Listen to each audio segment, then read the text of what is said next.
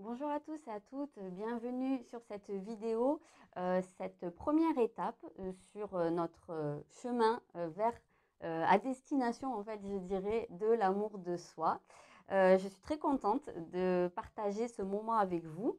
Aujourd'hui, nous allons parler du masculin, du divin masculin. Donc cette vidéo s'intitule Juste pour aujourd'hui, je me connecte à mon masculin. Je dirais même juste pour aujourd'hui, j'honore mon masculin, carrément. Alors, j'ai pris des petites notes hein, parce que forcément, j'ai pas tout dans la tête.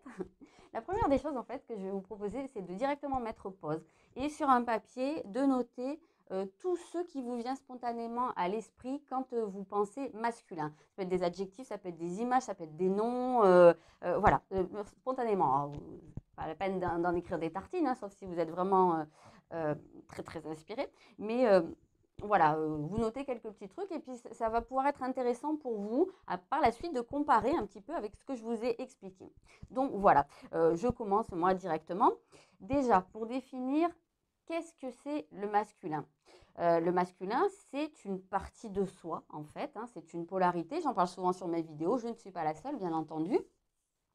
On connaît tous cette image du yin et du yang, hein, avec deux polarités voilà, qui sont complémentaires et à la fois opposées et voilà, qui s'emboîtent, qui s'emboîtent sans aucun jeu de mots, qui se complètent et qui font qu'il y a un équilibre général. Donc, cette polarité masculine ne va pas, bien évidemment, sans sa polarité féminine. C'est toujours une histoire d'équilibre, comme je viens de le dire. De ce fait, quand on développe sa polarité masculine, on développe ou on devrait en général développer sa polarité féminine afin qu'il y ait toujours cet équilibre et qu'on ne parte pas dans quelque chose de complètement déséquilibré justement et qui ferait tout le contraire de ce qu'on cherche à faire, à travailler. Ici, c'est le masculin qui s'est présenté, donc ça semble signifier que il y a une forme de souffrance quand même. Il y a quelque chose qui ne va pas chez ce masculin. Alors ça, c'est quelque chose qui est vraiment présent au niveau global, au niveau général. Le féminin est actuellement en pleine expansion et le masculin est en souffrance. Alors, si on regarde un petit peu en arrière au niveau de l'histoire, en fait, hein, de l'humanité, on comprend très bien pourquoi, puisque évidemment ce masculin-là a été totalement exacerbé. Il a été en déséquilibre dans le trop hein, finalement, et ben, on n'a qu'à jeter un œil en arrière pour voir ce que ça a donné, le patriarcat, la violence, la tyrannie, vouloir dominer, vouloir conquérir, écraser les guerres, les génocides, bon ben voilà, tout ça, alors ça fait partie des déséquilibres extrêmement extrêmes du masculin, mais on voit également que pendant des siècles et des siècles, le féminin, et donc la femme, hein, vraiment a été complètement mise sous domination pendant de longues périodes même. Rabaissé au rang d'objet ou de possession de son mari, de son père, voilà, hein, par le droit de vote, c'est très récent pour les femmes, enfin voilà, on est toujours en train de se battre pour le droit des femmes. Donc, symboliquement, on le voit bien ça. Et comme actuellement, ben, il y a quelque chose qui est en train de se faire, comme si la balance, elle était en train de se déséquilibrer dans l'autre sens, ou de se remettre à l'équilibre, on dit souvent que les hommes ne trouvent pas leur place, les hommes sont perdus à l'heure actuelle parce que la société est en train de changer. C'est pas les hommes, c'est le masculin.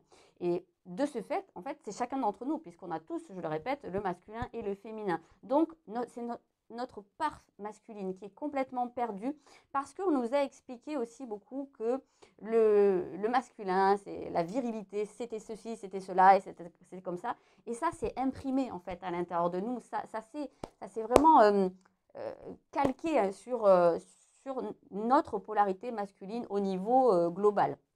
Bien entendu, ce n'est pas chez tout le monde, mais vraiment par projection, hein, par imprégnation, c'est quand même beaucoup ça. Alors, euh, qu'est-ce que c'est le masculin? Le masculin, a priori, son rôle, c'est la partie de nous qui est là pour protéger, pour agir, prendre des décisions, faire ce qui est bon pour soi, aussi savoir dire non. Aussi savoir se remettre en question. Qu'est-ce que j'ai noté d'autre? Être lucide. Euh, Apporter aussi une stabilité et une solidité. Si vous prenez l'image que vous êtes un bateau, votre masculin, ça va être votre ancre. Et votre féminin, ce serait l'eau sur laquelle vous voguez. Donc, par extension, bah, la polarité féminine, c'est plus tout ce qui est relié à vos émotions, à votre réceptivité, à votre capacité à vous faire du bien, à créer également.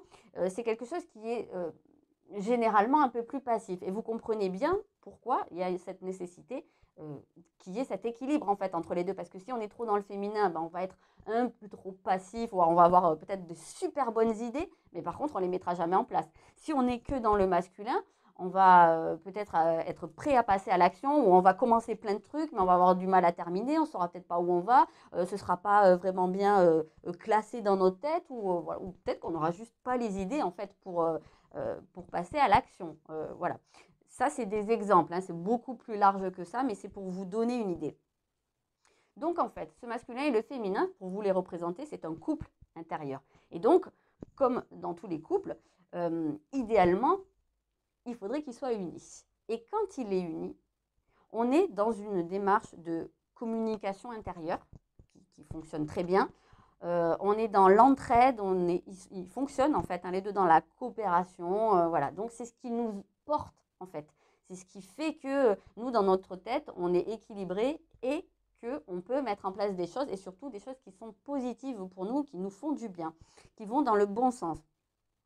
Le problème, c'est que la plupart du temps, il est déséquilibré, ce couple intérieur. Et donc, ce serait un peu comme un couple qui se dispute tout le temps, qui se reproche des choses, qui ne se comprend pas, ou qui ne communique que dans un sens, voire qui est carrément vraiment séparé, en rupture de communication, qui ne s'adresse pas la parole, qui s'ignore, voire qui se déteste. Bon, ben voilà. Donc, cette relation déséquilibrée, comme dans toute relation déséquilibrée à l'extérieur de vous, c'est-à-dire avec un membre de votre famille, avec des amis, avec un conjoint ou une conjointe, eh bien, c'est ce qu'on appelle une relation toxique. Donc, si cette relation à l'intérieur de vous, dans votre couple intérieur, elle est toxique, par projection, vous allez développer et attirer. Enfin, je dis vous, nous, hein, parce que je suis complètement concernée dedans. On va attirer et développer de la toxicité dans nos relations. C'est juste une question de logique. Donc, d'où l'intérêt quand même d'aller chercher à l'intérieur de soi. Alors, quand ce masculin est déséquilibré, qu'est-ce qui se passe? Soit il est déséquilibré à l'excès, et donc là, il va entraîner de la domination, de l'agressivité, de la violence, une difficulté à montrer ses émotions, aussi une forme d'insensibilité. Il va pouvoir avoir tendance à aller dans la manipulation aussi, pour amener les autres à penser comme lui, ou ne pas accepter la contradiction, ne pas accepter qu'on pense différemment de lui ou d'elle. Enfin, je parle de ce masculin évidemment. Donc, il va se sentir attaqué dans son amour propre, prendre les choses personnellement. Donc, il y a une espèce de non-reconnaissance également de l'autre. Après, il peut être déséquilibré dans un sens vraiment inverse, c'est-à-dire qu'il ne va pas du tout être présent. Et là, on va plutôt avoir des personnes qui sont complètement dans la passivité, dans la soumission, qui vont être aussi dans la victimisation. On va avoir des personnes qui vont être beaucoup dans la peur. Parce que c'est aussi ça, le masculin qui est bien équilibré, ça rassure, on l'a dit, ça protège. Donc, c'est ce qui établit aussi un socle.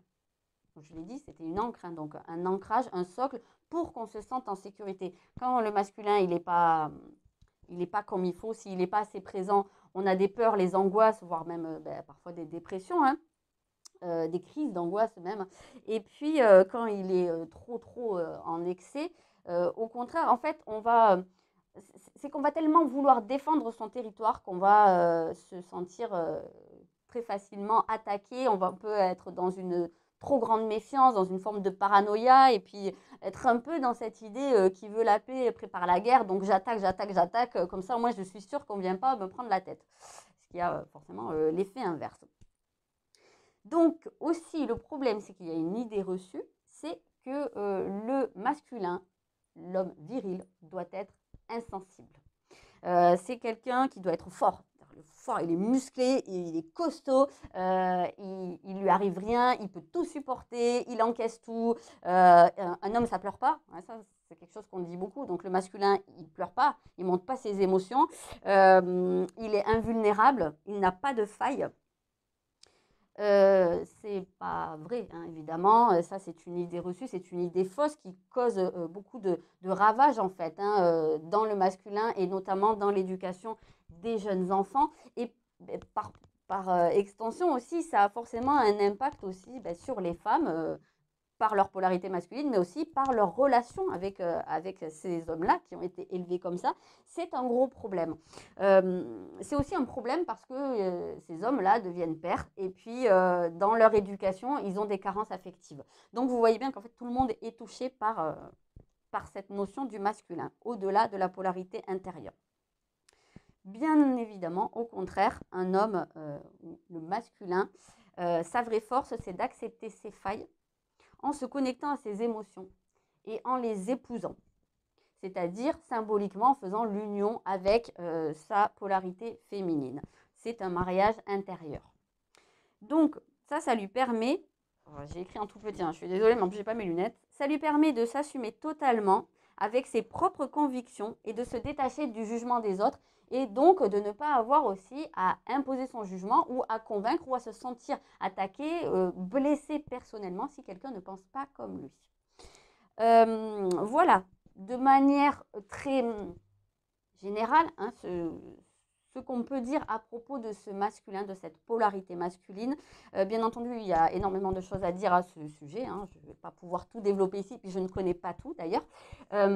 Si vous avez des choses à rajouter, mais bien sûr, n'hésitez pas. Ici, je souhaiterais vous proposer maintenant un petit exercice en fait pour se connecter à son masculin. C'est un exercice que je suis amenée à utiliser dans mes séances avec mes clients. Bien entendu, c'est une proposition. Si vous avez d'autres manières de faire, si vous avez votre propre méthode ou si vous voulez suivre, je ne sais pas moi, une méditation, une séance d'hypnose, un soin, peu importe, si vous voulez le faire par l'énergétique, vous faites comme bon vous semble. Ici, moi, je propose juste ça. Donc, vous pouvez mettre pause déjà pour vous préparer, pour vous installer de manière confortable. Alors, couché, assis, peu importe, c'est comme vous le souhaitez. C'est quelque chose qui va être court. Je ne suis pas hypnothérapeute, donc je n'ai pas les capacités pour vous faire ça. L'idée, c'est vraiment d'aller dans cette intention de se connecter à son masculin. Tout le monde peut le faire, hein. Il n'y a pas de question qu'on soit plus réceptif ou pas. C'est tout simplement une intention, c'est aller en communication avec une partie de soi. Donc, on peut tous le faire, hein. On est tous capables de communiquer avec soi-même. Voilà. Donc, je vous invite à vous poser de manière confortable pour vous, à fermer les yeux, à prendre quelques grandes inspirations, autant que vous voulez, jusqu'à ce que vous vous sentiez calme et détendu.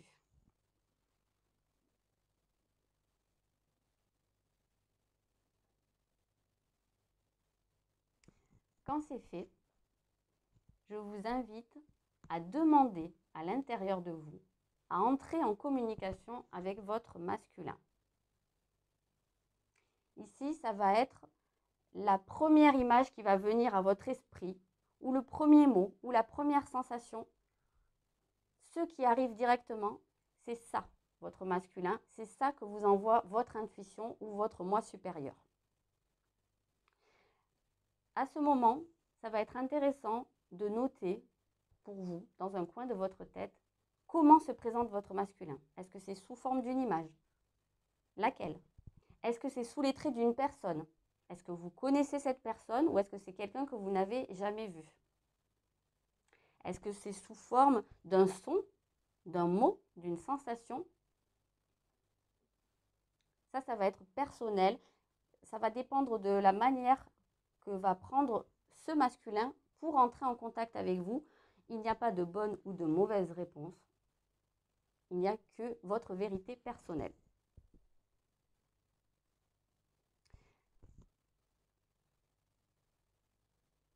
Alors, ce masculin a-t-il quelque chose à vous dire? Si oui, vous pouvez noter dans un coin de votre tête ce que c'est. A-t-il quelque chose à vous donner? Soyez dans un état de réceptivité totale. Accueillez ce qui vient.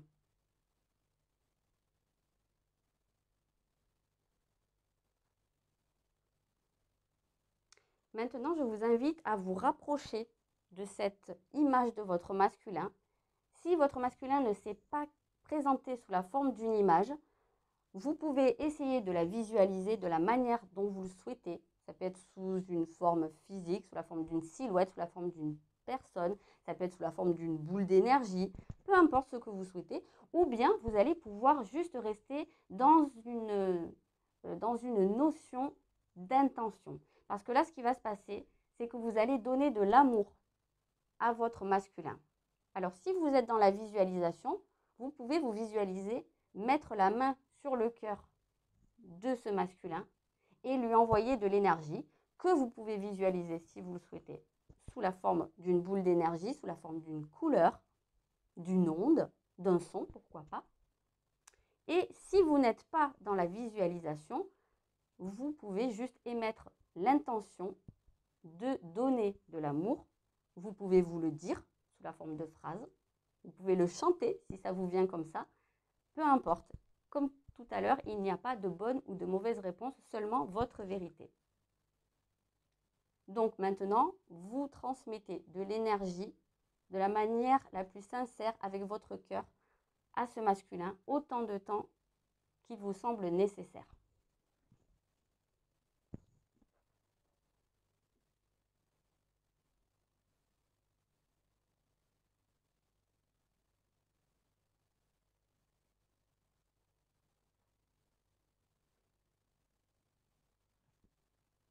Une fois que c'est terminé, vous pouvez, si vous le souhaitez, prendre encore un peu de temps pour échanger avec ce masculin, pour vous-même lui parler, lui transmettre des choses, savoir s'il a encore des choses à vous transmettre. Vous pouvez également lui donner un nom. Vous pouvez le rassurer sur l'amour que vous ressentez pour lui.